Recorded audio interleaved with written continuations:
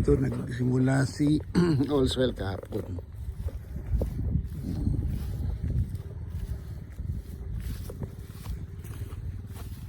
Ganda ng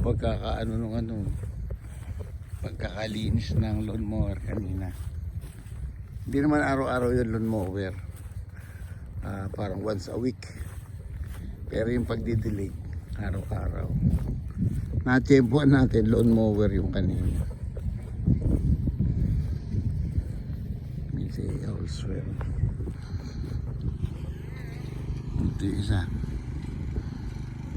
Dalawa sila magtatrabaho ngayon. Yan siya gagamit niyan.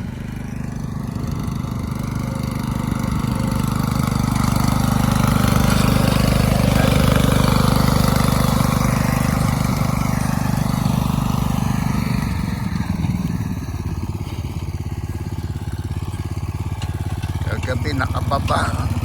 Sa sobrang init kahapon na hindi ko napansin nakababa yung camera. Ayan, gamit nila. Kaya di mahirap dito kasi may gamit eh. Ayan.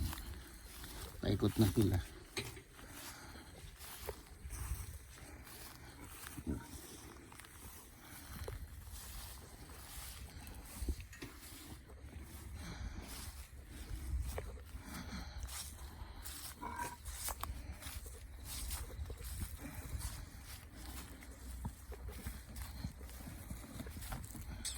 Nakabaon dito yung yung hose. Hindi ko alam kung nasan yung hose.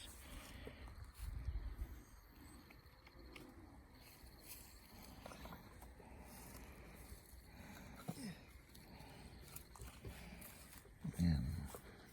Pupunuin nung isa yung isa naglalagay na, yung isa pupunuin niya ng tiles habang kinakabit niyo also yung iba. Mga pogi kong anak. Palibasa pangit yung tatay kaya lagi sinasabi pogi yung mga anak. Tirik na tirik yung araw. Alam nyo ako noong oras na alas 6 na po ng gabi rito, pero nakita nyo yung sikat ng araw, kala mo alas 3 o alas 4. Nag-adjust pa Amerika dyan na isang oras. Kaya sila nag-adjust kasi alanganin na eh. Pero mo alas 6 may araw pa. Ang dilim talaga rito is 8 o'clock. Yung alas 6 sa Pilipinas dito 8. Yung tatay walang ginawa kundi mag video cam. Walang ginagawa. Sila talagang gumagawa rito. Kaya vlogging lang kayang gawin. Pero hindi, yung manok kanina nagpakain ako. Pakain na tapos titignan mo yung kabayo, titignan mo yung emo, titignan mo yung health condition nila, kung may sakit, ganun. Yun lang. Tapos yung pagluluto, ako na yun. Itong mga anak ko, basta sila dito sa labas. Yung mga mabibigat na trabaho hindi ko kaya. Doon, katulad dito yung mainit. Actually, hindi ako pwede magtagal sa init eh.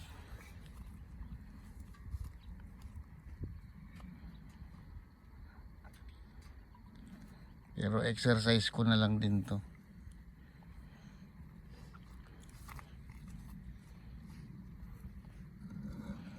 Yan yung mga buhat-buhat na hindi ako nagbubuhat kasi okay din naman magbuhat dahil nagbubuhat din naman ako sa gym eh.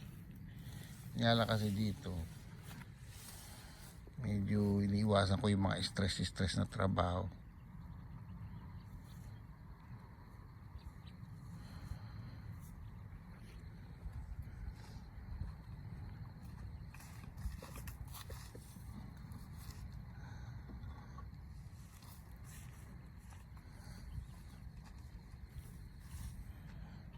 Tatapos nila siguro hanggang kung 6 ngayon matatapos siguro nila hanggang sa dulo mga 7:30. May araw pa nun. Minsan pupunta tayo doon sa dulo. Tingnan natin kung hanggang saan layo nito. Malayo to, malawak to eh. Mataba itong ano eh. Malapad siya. Ito kasi hindi siya malapad eh. Pahaba lang siya na. Mas malapad tong lupa namin dito eh. Kasi nakita ko yan doon sa aerial view. Ito mahaba na makitid. Ito mahaba na malapad. Pero pare-pare sila ng dulo hanggang doon sa may puno. Puno.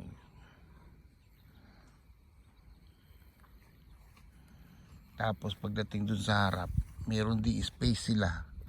Lahat kami rito mayroong space para sa kung gusto mo maglagay ng boat, maglagay ng jet ski, tsaka maglagay ng yacht kung may yate ka. Pero kailangan maglagay ka dun ng parang station. Eh wala pang merong gumawa doon sa kabila eh. Sa siguro mga half miles dito. May nagtayo ng sarili niya station ng yacht.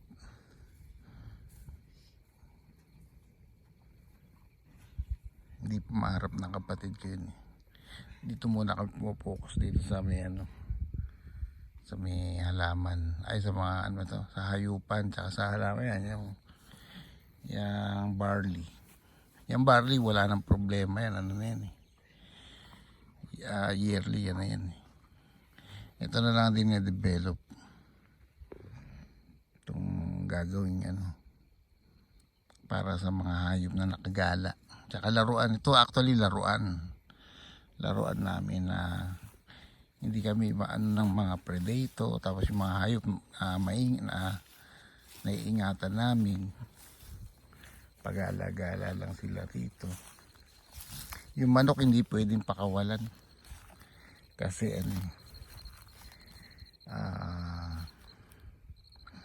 maraming ibong malalaki, nakakatakot.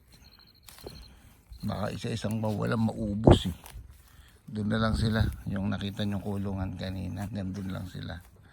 Ang pakakawalan lang dito, baboy, aso, yung emu, yung kabayo, yung alpaka, yung cow, at saka yung mga sheep. Bibili rin ng sheep. Yung kalat-kalat na sila rito parang ang lawak eh. Pero laruan din naman talaga ito. Gagawin naming laruan yung siguro katulad ito, daanan to. Sinubukan nilang gawing daanan ng cart. Pwedeng ganyan, pwedeng dito dumaan sa gitna. Wala sila talaga sariling daan kasi para magandang laruan.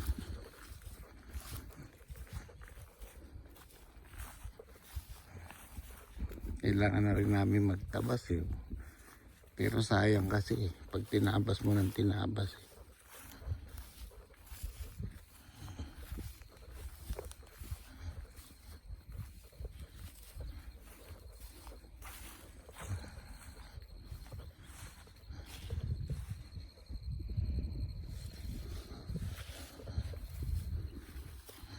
Natira pa pala rito.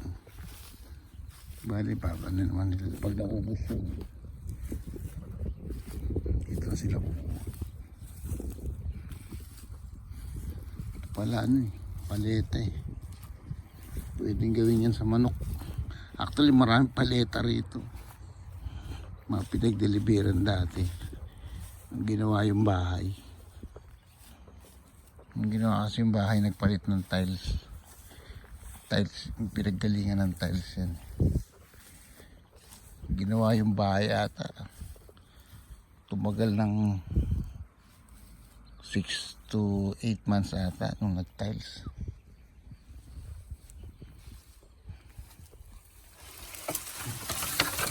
Pwede pa i-repair to.